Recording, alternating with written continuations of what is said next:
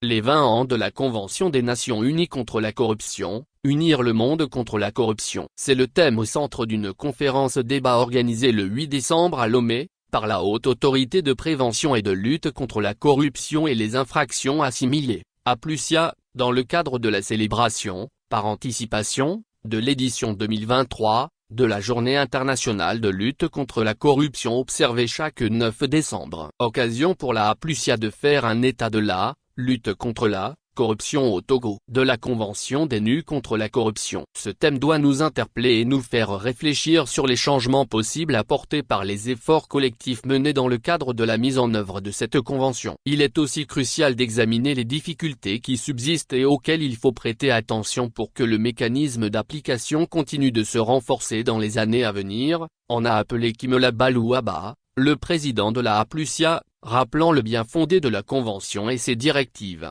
Signée le 31 octobre 2003, la Convention des Nations Unies contre la corruption a pour but de promouvoir et renforcer les mesures visant à prévenir et combattre la corruption de manière plus efficace, promouvoir, faciliter et appuyer la coopération internationale et l'assistance technique aux fins de la prévention et de la lutte contre la corruption, promouvoir l'intégrité, la responsabilité bonne gestion des affaires et biens publics.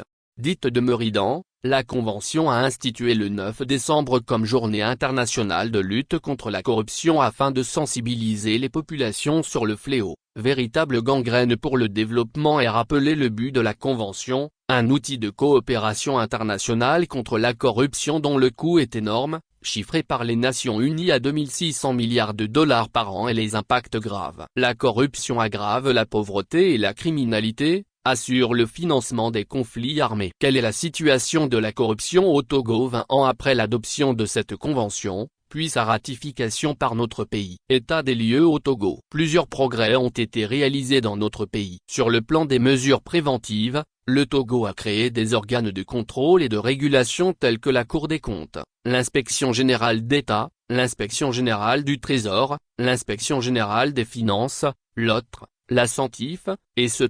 La APLUSIA a été créée pour combattre et faire de la sensibilisation afin d'amener les populations à changer de mentalité et de comportement, s'est félicité Kimela Balouaba.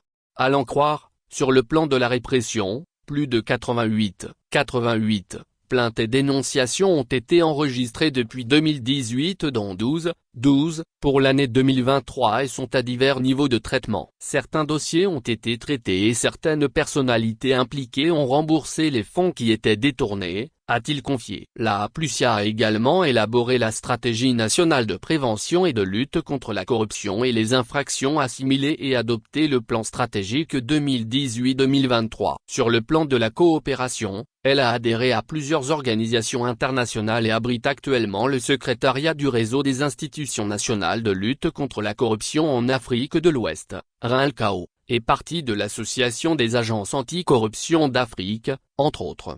Malgré ces efforts significatifs, des défis restent à relever, a concédé le patron de la APLUSIA, et d'en évoquer certains, non-adoption de la stratégie nationale de prévention et de lutte contre la corruption et les infractions assimilées, insuffisance des pouvoirs d'investigation de la APLUSIA, faiblesse de la répression des faits de corruption et des infractions assimilées et de la protection des lanceurs d'alerte, etc.